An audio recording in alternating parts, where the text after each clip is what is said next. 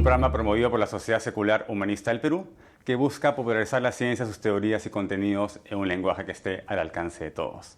En esta ocasión estamos con un invitado especial que ha venido a Lima. Su nombre es Imtiaz Shams y es fundador de una organización que se llama Faithless, ¿no? Que es, digamos, fe para los que no tienen fe. Un poquito sería la traducción, que es para asesorar y ayudar a la gente a sobrevivir una vez que han dejado el Islam, ¿no? Nos va a contar un poco de qué se trata. También ha fundado esta organización que se llama Think, para promover la ciencia y básicamente la educación científica. Hello, Imtiaz. Welcome to the program. Thanks for having me. You have two charities, no? One in apostasy. What that means? I mean, what it means to make charity in apostasy? It means never getting any funding from any government and no one likes you. Basically what it is that I left Islam and it was a very difficult thing for me, and I hated that it was that difficult for me because it seemed stupid. Like, of course you can leave, but at the time I thought I was the only person out of 1.6 billion Muslims in the whole world who had left. It's a stupid idea, but that's how isolating it is. And then when I left, I also found that other people, so if you are from a Orthodox Jewish background, or if you're Jehovah's Witness, or if you're evangelical Christian, or even Catholic, for many of those people also leaving was very hard. So I thought it's so unfair that it's so hard for so many people. And so the charity is very much not just for people like me who have left Islam, but for people from all over the world who have left different religions who have difficulty. Because not everyone has difficulty, but a lot of people do. So we help train governments and social workers and things like that in stopping abuse for apostates. But you're here for a conference on innovation. You're not here for atheism. No, yeah. So I was coming here for a conference on innovation, and basically everywhere I go, it's a problem anyways, leaving religion. It's every country in the world. There's not a single country in the world that it's easy, because it's one of the most discriminated groups. If you leave religion, doesn't matter where you are, it's hard, right? It's slightly less hard in some countries, but it's more hard in others. So for me, whenever I travel, there's always a excuse to meet my fellow sort of skeptics and scientific people and atheists and humanists. So you came for a conference in artificial intelligence, and then you're also trying to, get together the community of non-believers. So how all this started? How do you? You suddenly became an atheist because you were born Muslim. Yeah, so I was born religious and very Islamically minded. I grew up partly in Saudi Arabia. Saudi Arabia is a very religious country, but to be honest, even in London, it's very religious if you are from that community. You know? It's like a small, very, very, not small actually, but very religious Islamic community. And like everyone has doubts. Doubts are not the problem in religion, actually. Everyone has doubts, and you have answers to your doubts always. So, why is Adam and, in our case, Hawa, but Eve, it's just a bit strange that they, and what, so they had children who had sex with, it's like these kind of questions. But you have answers always. Over time, some of these answers stopped making sense to me. When I always had a strong background in science, for example, but as you learn more about science, it becomes very difficult, or like evolution, and then morality, and these questions become harder and harder to answer. And I think at some point I could not accept it. But I didn't know you could leave either. I had no concept of leaving. So I was sure there was something wrong, but I couldn't leave. And so you're stuck. And it's that tension that I'm trying to resolve with Faith to Faithless in people's hearts. How was it? You felt alone? You were the only one that came up with the idea that maybe God does not exist? That's how it felt. Like I didn't know anyone in my community who had even thought of the word atheist. But it was a rational process, or it was more an emotional reaction? People like to think it's always rational, but it's a mix always. So I felt like something was wrong in some of the ideas, because my brain is processing in the back of its head, something is, and rationally I was like, no, Islam is real. And sometimes it's a mix of both. But yeah, it's mostly rational for me. It's more moral and ethical and scientific. That was the three things that for me that was the big important.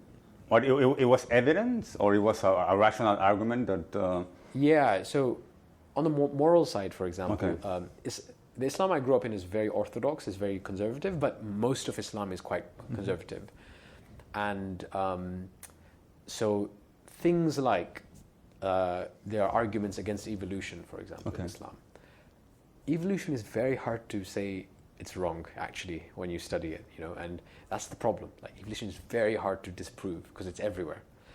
It's the same thing with things like there are superstitious miracles in Islam, like, you know, Muhammad cut the moon in half, and, you know, these kind of things. Like Noah's, you know, the Noah, the boat.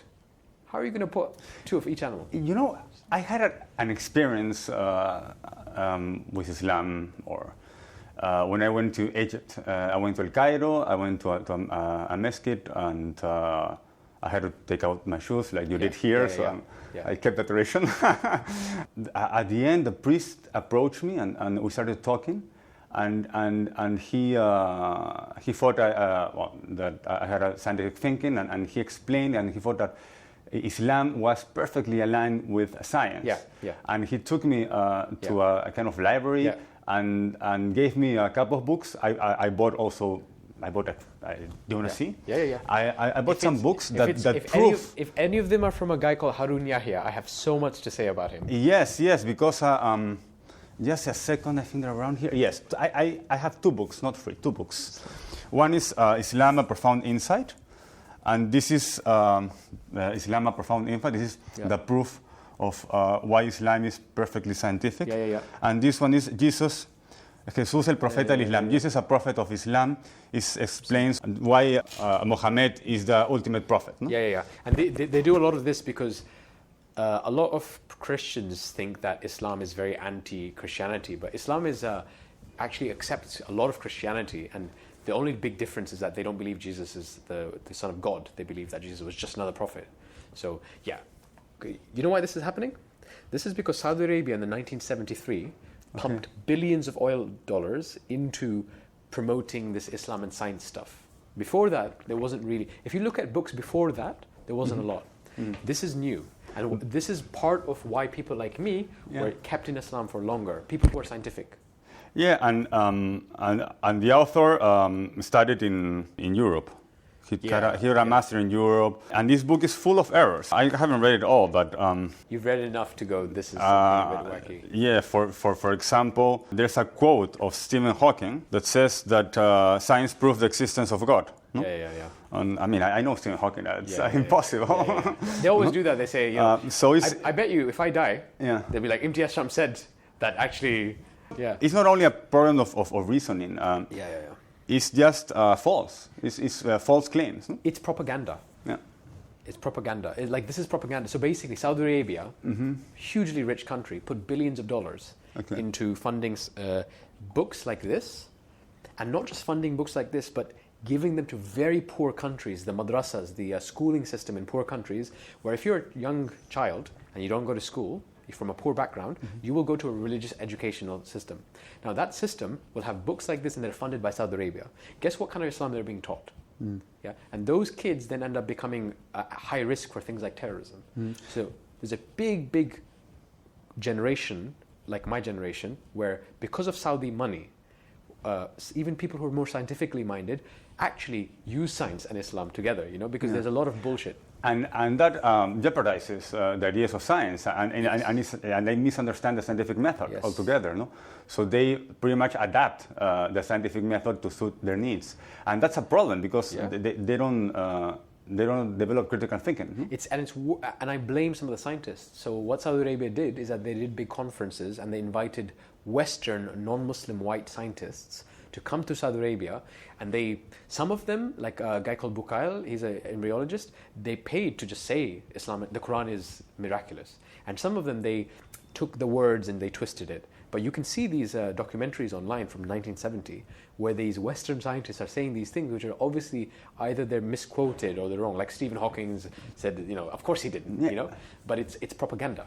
And when they travel, if they meet someone else, it's certainly false. No? Exactly. And the problem with a lot of these people is that I grew up not really engaged with people like yourself. Like, you live in a bit of a bubble in your community.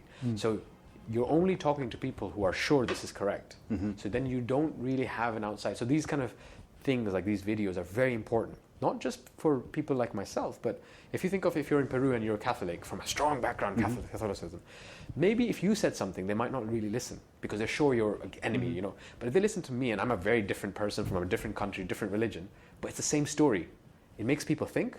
And that's why my charity is focused across different religions, not just one. And what's the problem with religion really? Because in Catholicism, for example, there's not a conflict, or it's not evident a conflict between science and religion, because Catholics accept evolution, they accept the Big Bang.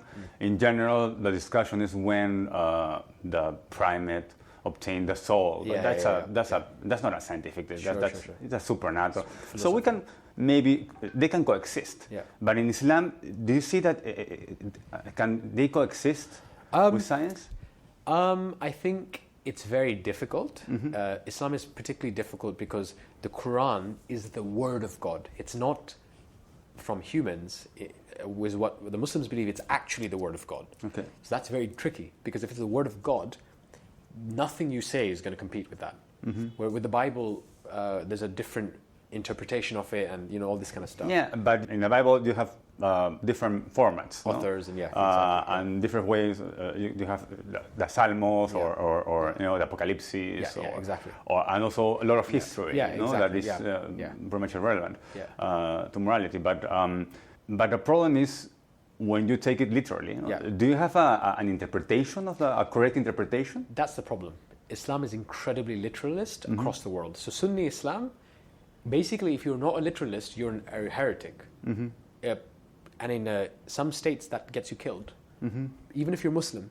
Because Islam, the Sunni Islam and Shia Islam, but especially Sunni Islam, it's very much that this is the word of God, you cannot change it, you are allowed to interpret if you're a scholar, but generally the interpretation is stuck from the long time ago. So interpretation today, you can do some, but it's really restricted. It's a little bit different to Catholicism in that sense. Shia Islam is a bit different because they have a pope, almost like an imam, but it's still complicated. But Sunni Islam, which is the majority, is very literalist. That makes it very difficult for it to really be engaged with science, because whatever science says, if it competes, bad. So evolution, even, so for example, sometimes now, even now, some of the scholars are slightly trying to say, okay, you know what, micro and macro evolution are different things. Blah blah blah blah. Now that's completely unscientific. There's no macro or micro. They're the same thing. But that's how they get away with it. Genes change over time, and that's it. Exactly. They accumulate. So Islam also does, because a lot of people from Muslim backgrounds are scientific, like they're doctors, or they're, of course they are. So it's not to say that it doesn't engage with science, but its literalism makes it incredibly difficult to accept some of these things. How can you live with these compartments? No, when I go into a lab, I'm a scientist, and then elsewhere, I'm a Muslim. You deal with it in two ways. Either you have a very weird version of Islam that no one agrees with, but it's your personal, which I'm actually okay with, because if you're, at least then you're dealing with it somehow. And the second way you deal with it is you just say that that's wrong, or often what they will do actually is that they'll borrow from Christian evangelical apologism and they'll apply it to Islam. So a lot of the anti-evolution stuff doesn't come from Muslims. They steal it from the American Christians and translate it to Islamic context, right? So the most famous speakers, if you read the books, it's exactly the same books as the William Lane Craig, these kind of people.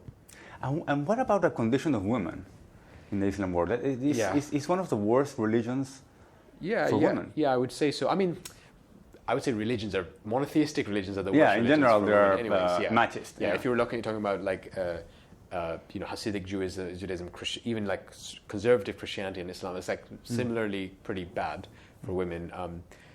Islam it's always coming back to the literalism. If you're literal, you're stuck.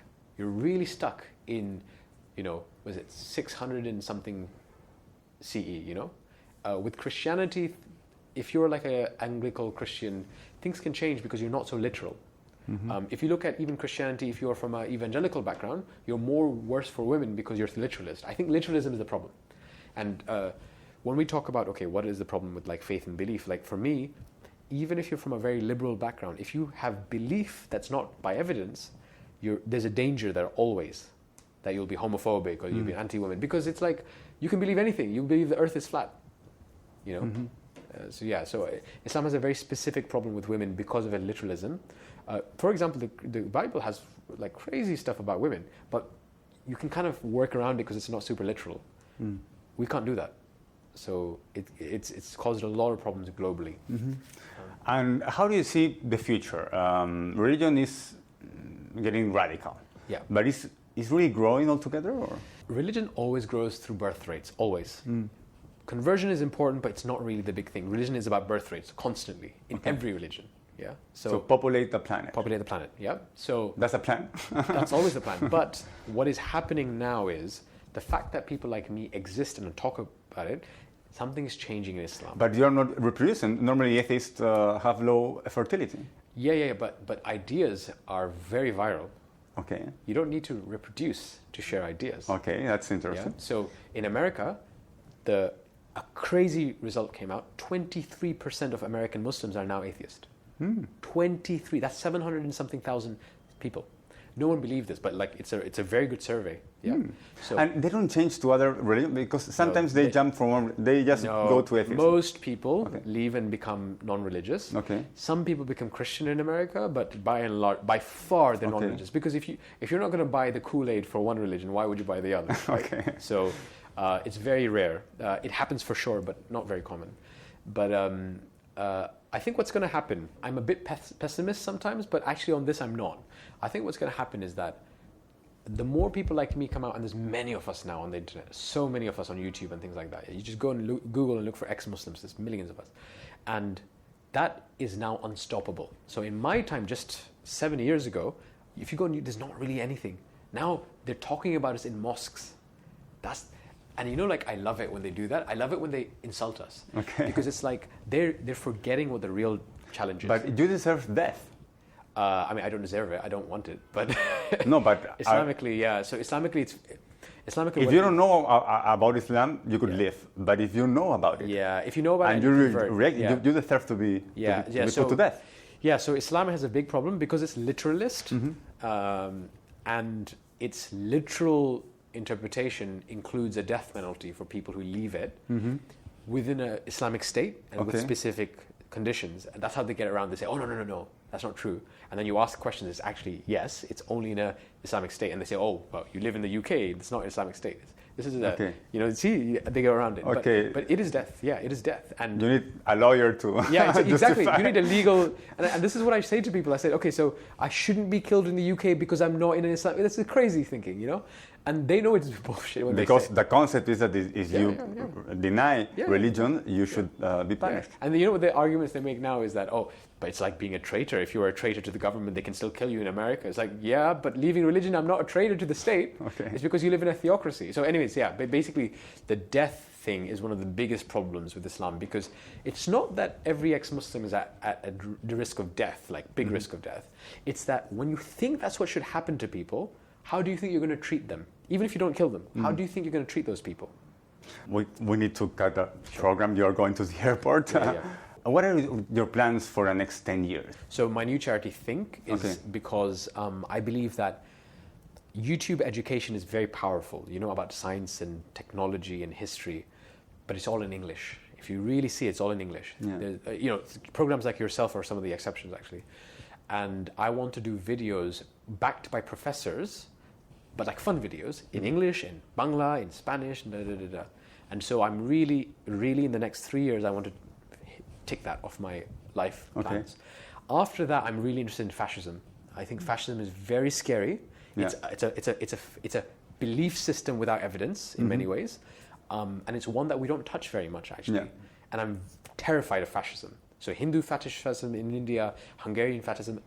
These are fascisms they're growing right now. So anyone who wants to follow you or follow the cause or help to the cause? Yeah, I'm very easy to get. Just add me on Facebook. To be honest, like just message me on Facebook. I get people message me all over the world. So if you just look for on Facebook, Imtiaz Shams, my name, it'll come up. Also, if you want to know more about apostasy and stuff, we have coming out videos on YouTube of people from Hasidic Jewish, or Catholic, or Mormon, or ex-Muslim like myself. If you just go on YouTube and look for Faith to Faithless, or even look for my name on it. There's lots of things like that you can watch, you know. So Faithless, if you want to see that, then yeah, go on that. So not very hard to find. Okay, well, thank you very much for coming to our program. I hope you go back home safely. Yes, me too, I hope so too. And before you leave, what is your impression of Peru? Are we on our way to secularism? One thing I really felt about Peru was that there's so much opportunity here because it's reasonably stable. I'm from Bangladesh, and Bangladesh is not stable, you know. And there's some rights are protected here in a way that there's not in many other countries.